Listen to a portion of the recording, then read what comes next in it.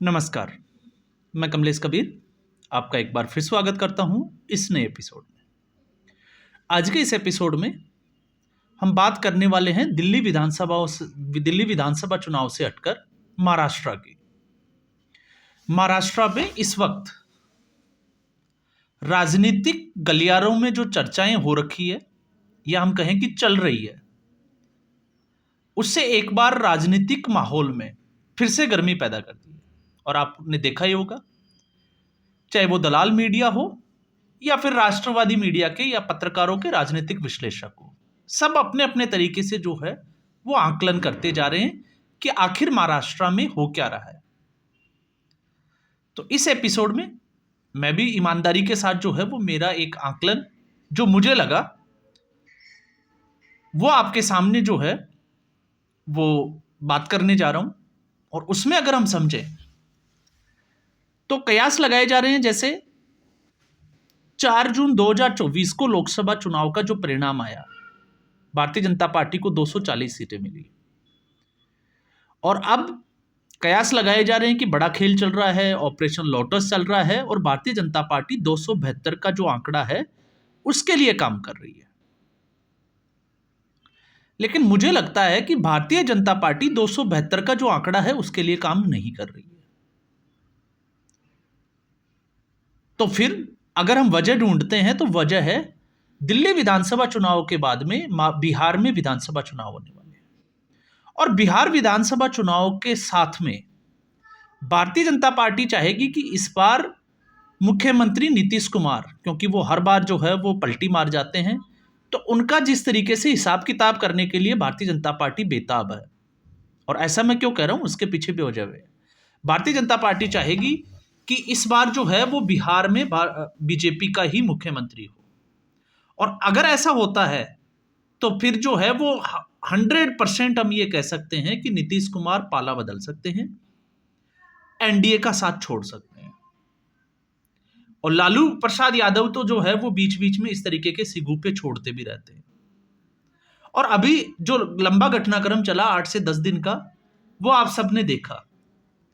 दूसरा, जिस तरीके से बड़े मोर्चों का मतलब जो बड़े मुद्दे हैं इस देश के, चाहे वो वक्फ बोर्ड का हो या फिर जो है वो वर्शिप एक्ट को हम ले सकते हैं, NRC, CA, uniform civil code और वन नेशन वन इलेक्शन के मुद्दे। ऐसी स्थिति में इस वक्त जो है वो भारतीय जनता पार्टी की स्थिति लोकसभा में ठीक नहीं है। अब कभी जो है वो नीतीश कुमार की हाँ, कभी ना, चंद्रबाबू नायडू, टीडीपी, उस तरफ से भी जो है वो इसी तरीके के संकेत मिल रहे हैं। तो ऐसी स्थिति में जब बिहार का चुनाव सामने हो और भारतीय जनता पार्टी के सामने स्थिति जो है वो क्या होने वाली है, उसके साफ तौर से जो है वो संकेत भी मिल रहे हैं। तो ऐसी स्थिति में जेडीयू के पास इस वक्त जो विधायकों की संख्या है वो है 12। अब इसका हम महाराष्ट्र से कनेक्शन देखते हैं। तो महाराष्ट्र में उद्धव ठाकरे, सबसे पहले हम बात करेंगे उद्धव ठाकरे की शिवसेना की। तो उद्धव ठाकरे के पास में 2 ऑप्शन है। एक, वो एकनाथ शिंदे की जो शिवसेना है उसके साथ में जो है वो वापस से पेचअप कर ले और दोनों शिवसेना एक हो जाए, जिसकी संभावनाएं ना के बराबर नजर आती है। अब आप सोचोगे कि ऐसा क्यों? ऐसा इसलिए क्योंकि जो एमपी, और आपने देखा होगा भारतीय जनता पार्टी के महाराष्ट्र से 9 है और उद्धव ठाकरे की जो शिवसेना है उसके 9 है और एनसीपी के 8 है। तो उद्धव ठाकरे की जो शिवसेना है उसके 9 एमपी और उसके कुछ एमएलए जो इस चुनाव में जीत के आए हैं, अगर ऐसा होगा तो फिर एकनाथ शिंदे, क्योंकि भारतीय जनता पार्टी के ज्यादा करीब इस वक्त जो है वो एकनाथ शिंदे हैं और उद्धव ठाकरे जो है वो इस वक्त भरोसा किया भी नहीं जा सकता क्योंकि वो भरोसे के लायक भी नहीं है। तो ऐसी स्थिति में भारतीय जनता पार्टी अपने लिए एकनाथ शिंदे को नाराज करके, क्योंकि उद्धव ठाकरे के जो लोग आएंगे फिर उनको क्या मिलेगा मंत्रालय में, किस तरीके से सेटलमेंट होगा, उस पर नहीं जाना चाहेगी क्योंकि डर रहेगा कि एकनाथ शिंदे नाराज ना हो जाए। तो ऐसी इसलिए मैं इस ऑप्शन पे जो है वो ज्यादा नहीं काम कर रहा। दूसरा जो ऑप्शन दिखाई दे रहा है वो ये दिखाई दे रहा है कि उद्धव ठाकरे के जो एमपी है या तो वो इस्तीफा दे या फिर वो सीधे तौर से जो है वो भारतीय जनता पार्टी में विलय कर दे, खुला समर्थन दे दे। अब उससे फायदा क्या होगा उद्धव ठाकरे को? तो उद्धव ठाकरे को उससे फायदा होगा आने वाले बीएमसी के चुनाव में, क्योंकि बीएमसी के चुनाव में पिछले 25-30 साल से शिवसेना का कब्जा है और बीएमसी का बजट जो है वो बड़े बड़े राज्यों के बजट से ज्यादा है। तो अगर उद्धव ठाकरे को अपना अस्तित्व बचाना है तो वो किसी भी कंडीशन में जो है वो महाविकास अघाड़ी का हिस्सा होते हुए तो जो है वो सरवाइव कर नहीं सकते सीधे तौर से, क्योंकि जिस तरीके से उद्धव ठाकरे ने जो स्टेप ली, उन स्टेप के बाद में वो सीधे तौर से जो है वो एकनाथ शिंदे की शिवसेना के साथ जा नहीं सकते। तो फिर यही ऑप्शन बचता है कि भारतीय जनता पार्टी के सामने सरेंडर करें, ताकि बीएमसी के चुनाव में भारतीय जनता पार्टी उद्धव ठाकरे की शिवसेना के खिलाफ जो है वो अपने कैंडिडेट उस तरीके से न उतारे या जो है वो उसका फुल सपोर्ट करे।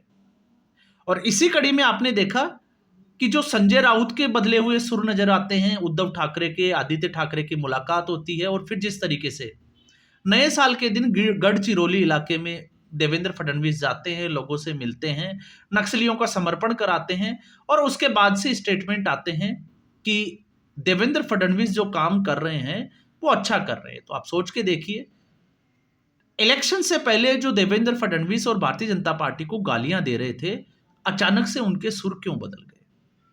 तो एक, राजनीति में कोई किसी की दुश्मनी नहीं होती या कोई किसी का दुश्मन नहीं होता, ना कोई किसी का सगा होता है, और ये हमने देखा है। तो ये है उद्धव ठाकरे की स्थिति।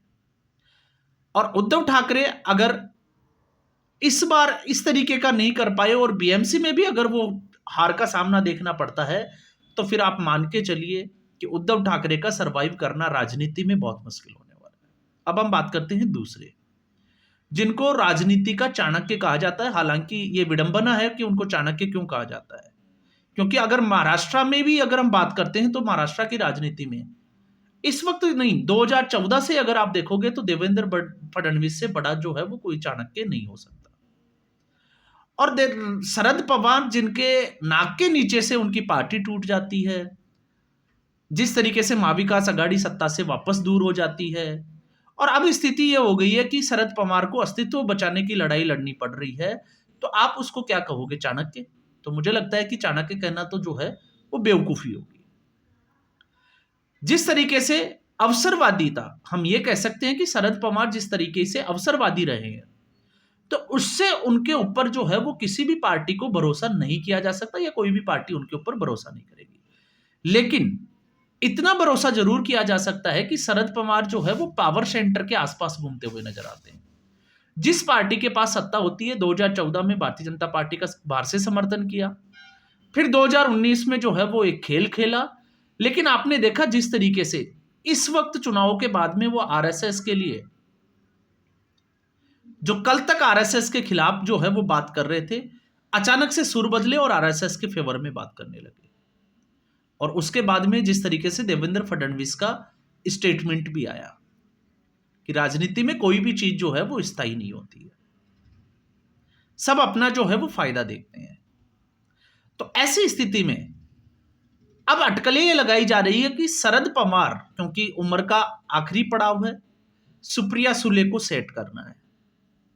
और यहां पे पूरी संभावना है, क्योंकि उद्धव ठाकरे और एकनाथ शिंदे की शिवसेना के एक होने के चांसेस जितने कम है उतने ही एनसीपी, चाहे वो अजीत पवार गुट हो, शरद पवार, क्योंकि जिस तरीके से इनके स्टेटमेंट आ रहे हैं, उनके परिवार के स्टेटमेंट आ रहे हैं, खासतौर से अजीत पवार की मां का भी स्टेटमेंट आया है, तो उससे लगता है कि परिवार जो है वो एक रह सकता है।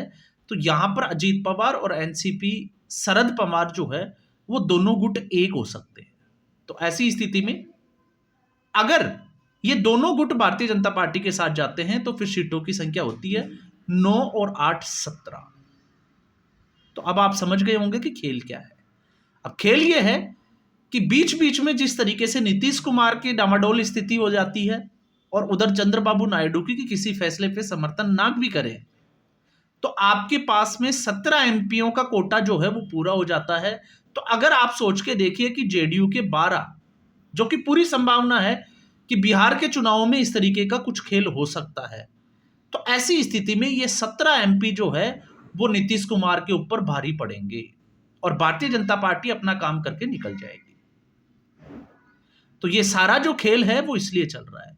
और ठीक यही स्थिति अगर किसी फैसले में नीतीश कुमार जो है वो हाँ कर दें और चंद्रबाबू नायडू ना कर दें, तो भी ऐसी स्थिति में 17 और 12 29 एमपी जो है वो भारतीय जनता पार्टी के साथ फिर भी खड़े नजर आते हैं। तो 240 और 29 आप अंदाजा लगा सकते हैं, 269 और बाकी उनके सहयोगी दल। तो ऐसी स्थिति में भारतीय जनता पार्टी अपना कॉम्बिनेशन जो है वो बना के चल रही है।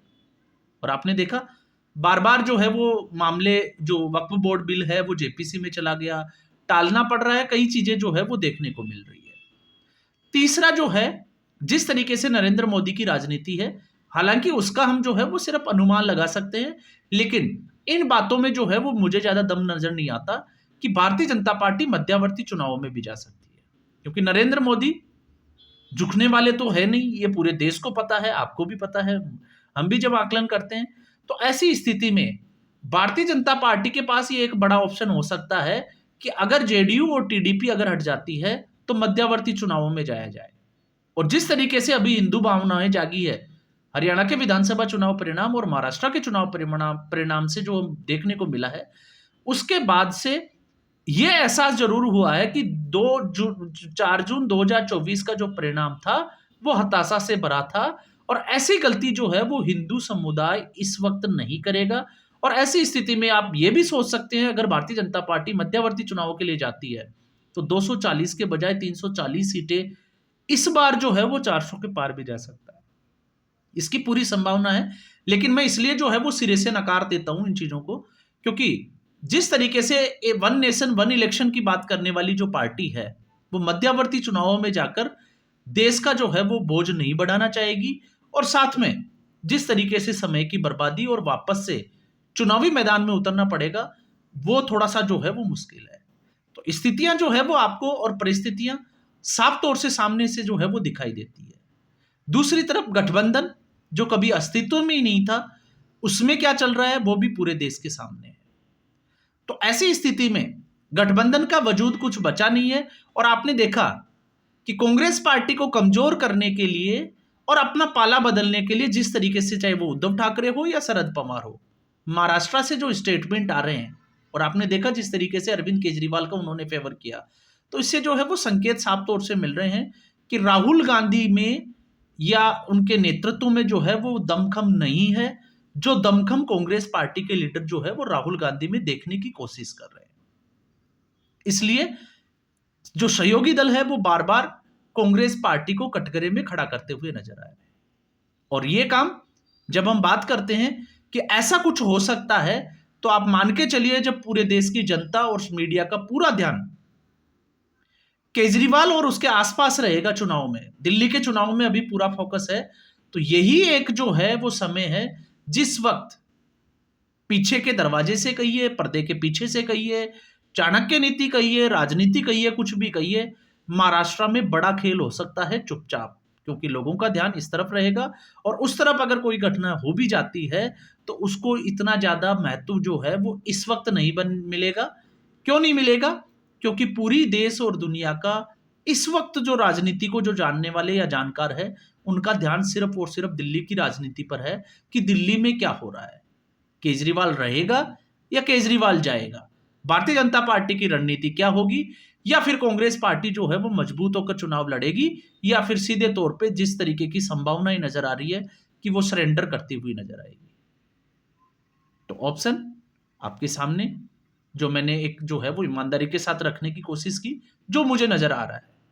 तो आज के एपिसोड में बस इतना ही। उम्मीद करूंगा वीडियो एपिसोड आपको पसंद आया होगा। वीडियो को लाइक करें, शेयर करें, चैनल जरूर सब्सक्राइब करें। धन्यवाद।